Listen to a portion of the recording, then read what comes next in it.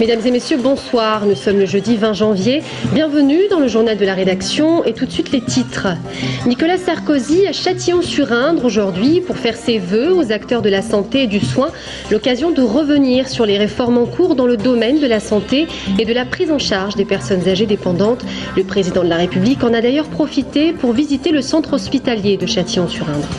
De jeunes créateurs d'entreprises parrainés par leurs aînés. Voici l'initiative de la Jeune Chambre économique de Tours pour aider les entrepreneurs à concrétiser leurs projets.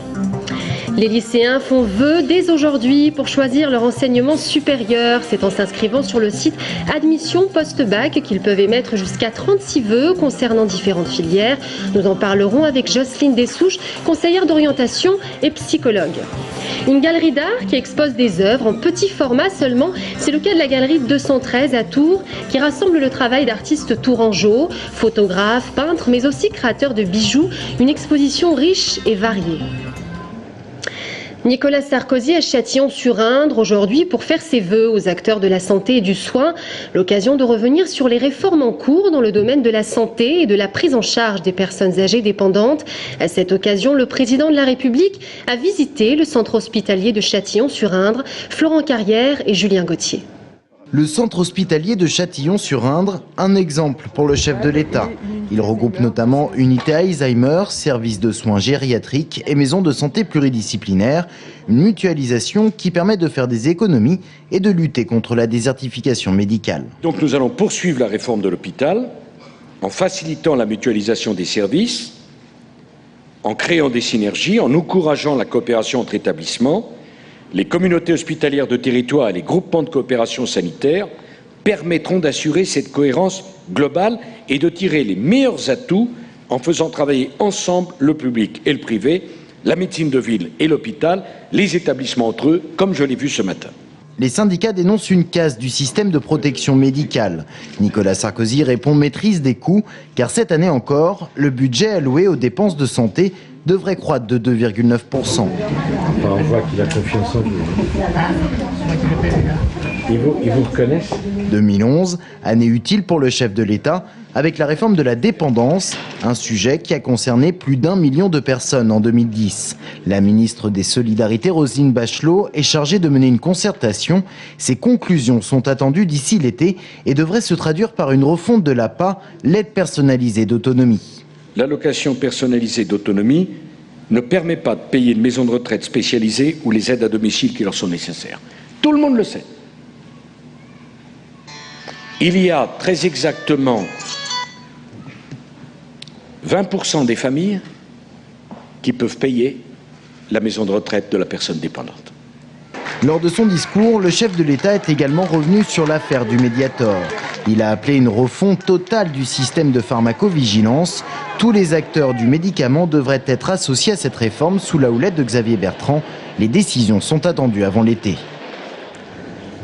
La SNCF a présenté son plan d'urgence aujourd'hui pour les 12 lignes malades. Un plan de renforcement de la qualité de service. Des plans d'action élaborés seront mis en place dès le mois de mars qui permettront une amélioration continue de la qualité de service de ces lignes, a déclaré l'entreprise. Parmi les lignes concernées, la ligne Tours-Paris-Austerlitz via Orléans, puis la ligne TGV Paris-Tours. À ce sujet, les régions, dont la région Centre en charge du transport régional, ont appelé mercredi la direction et les organisations syndicales de la SNCF à se mobiliser contre la dégradation du service public. À l'issue d'une réunion avec la direction, les salariés de TI Automotive ont décidé en fin d'après-midi de suspendre la grève pour éviter un arrêt de chaîne et donc de continuer à fournir les clients. L'entreprise, qui devait mettre en place un plan de départ volontaire, a finalement annoncé mardi la suppression de 40 emplois dès le mois d'avril. Les syndicats ont d'ailleurs du mal à communiquer avec une direction internationale. On écoute le représentant syndical CFTC, Jean-Yves Vénère, au micro de Charlotte Prudhomme.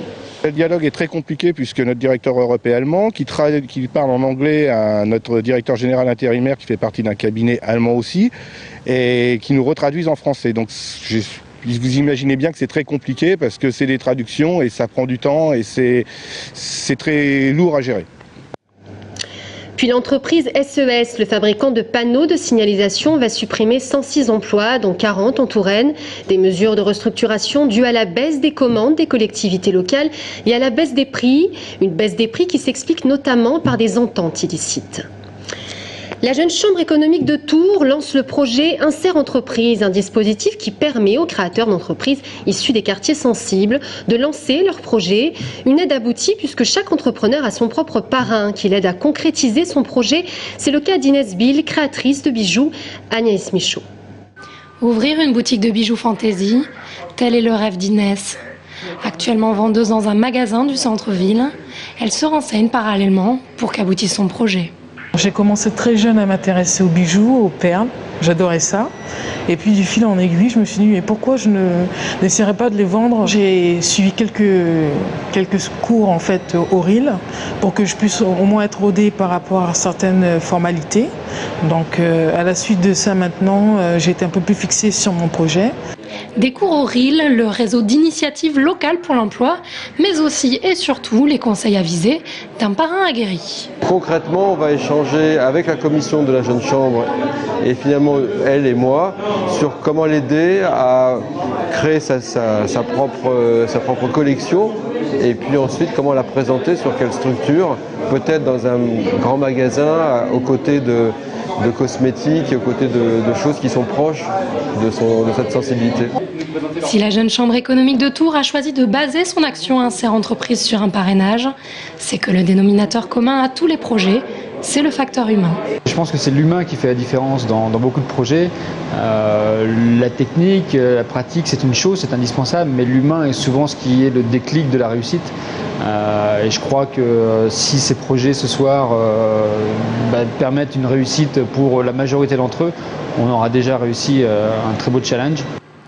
Alors, atelier de couture, magasin informatique ou boutique de bijoux, gageons que les porteurs de projets réaliseront leurs rêves. Dès aujourd'hui, les lycéens pouvaient d'ores et déjà faire leurs vœux pour leurs études supérieures en s'inscrivant sur le site internet Admission Post-Bac, une procédure obligatoire créée il y a 3 ans par le ministère de l'Éducation. Jocelyne Dessouche, bonsoir. Bonsoir. Vous êtes conseillère d'orientation et psychologue. Alors la première question qu'on se pose, c'est quels sont les moyens véritables qu'ont les lycéens pour se renseigner sur les filières? Tout d'abord, ils ont un suivi tout au long de l'année avec les possibilités de nous rencontrer, de discuter avec les professeurs, les enseignants qu'ils ont, mais aussi il y a des rencontres qui sont organisées dans les différents établissements avec les anciens élèves. Il y a plusieurs possibilités qui leur sont offertes. Et là, demain, plus particulièrement, par exemple, il y a le forum de l'orientation, vendredi, samedi, toute la journée, qui leur permettra de rencontrer un maximum de formations, de professeurs, d'enseignants et d'étudiants qui viendront témoigner de leur formation et de ce qu'ils ont pu faire et des choix qu'ils ont fait eux. D'accord. Et ce type d'événement les informe vraiment, vous pensez? Ah oui, oui, ça leur permet effectivement d'approfondir, d'aller au fond des choses, de voir plus concrètement quels enseignements ils vont avoir dans les différentes disciplines ou dans les choix qu'ils vont faire. Donc d'avoir des renseignements très précis, avoir aussi des conseils des anciens, ou des étudiants qui sont présents et qui pourront leur dire... Qui pourront les conseiller. Qui pourront leur dire exactement ce qu'ils font. Et à ce sujet, alors quelles sont les filières qui marchent réellement, puis les filières qui n'ont pas vraiment débouché pour un avenir professionnel? C'est difficile de parler en termes de débouché parce que les étudiants s'inscrivent effectivement plus massivement dans les formations de santé, médecine, pharmacie. Donc dans ces formations-là, bien sûr. Dans sciences humaines, en psychologie, il y a beaucoup d'inscriptions, en droit évidemment beaucoup. Donc c'est vrai qu'on peut penser qu'ils font ce choix aussi parce que on voit rapidement vers quel métier ils débouchent.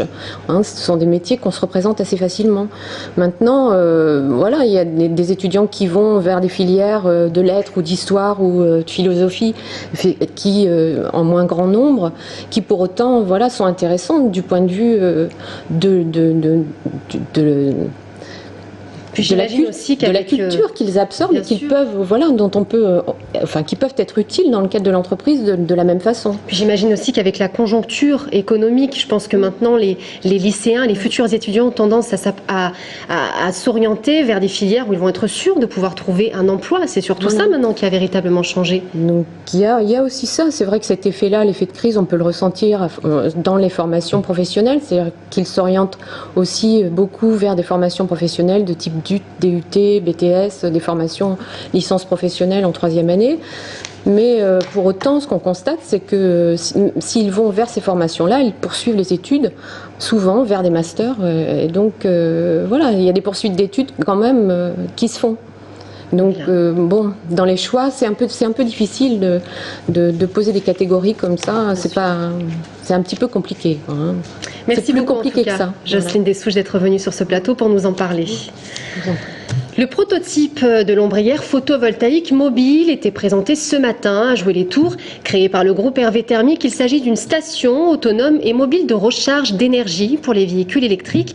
Même si le produit n'est pas nouveau, l'entreprise a voulu avant tout allier efficacité et design. On écoute le président d'Hervé Thermique, Emmanuel Hervé, au micro de Charlotte Prudhomme. L'ombrière en elle-même n'est pas une nouveauté, mais le design a une importance par rapport à l'usage qui en est fait et les clients qui ont ce besoin-là. Nous sommes, dans le cadre du groupe Hervé, toujours à l'écoute des usages et de nos clients. Et nous avons des collectivités en tant que clientèle, nous avons des entreprises, nous avons des supermarchés, nous avons des industriels qui ont une nécessité d'image et de joindre l'utile au beau. Des œuvres présentées en petit format à la Galerie d'Art le 213 à Tours. Agathe Place, la galeriste, organise tous les ans, à cette même période, une exposition qui rassemble différents artistes qui viennent exposer leurs œuvres en petit format. Anaïs Michaud.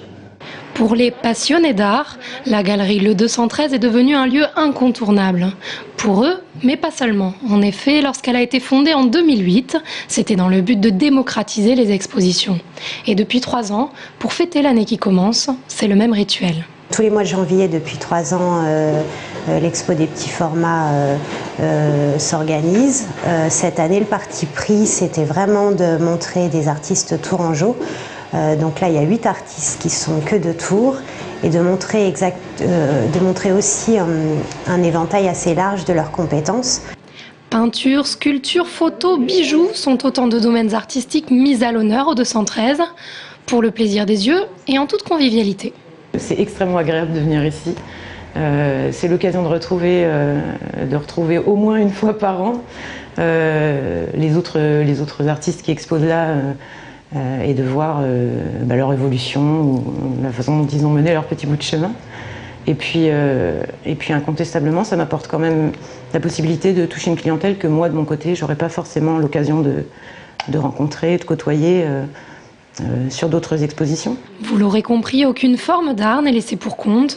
La galeriste cherche au contraire à favoriser l'expression du talent de chacun et l'émergence de nouveaux artistes.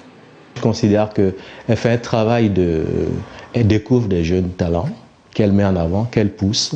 Et ça, c'est quelque chose de formidable sur la place. Parce qu'il n'y a pas souvent des galeristes qui vont au-devant des jeunes créateurs. Et là, elle donne la chance aux jeunes créateurs d'aller de l'avant et de montrer leur travail. Voilà. Et les créateurs de la région. Prochaine exposition au mois de février et mars, ce sera au tour de Pierre Guiton, un peintre originaire de Loches, d'accrocher ses toiles au mur du 213. Jocelyne Dessouche, merci d'être venue sur ce plateau. Fin de cette édition, merci de l'avoir suivi. À présent, nous recevons l'invité de la rédaction, Pierre Louot, conseiller général de l'opposition, avec qui nous parlerons du vote du budget qui aura lieu demain à l'approche des élections cantonales. A tout de suite.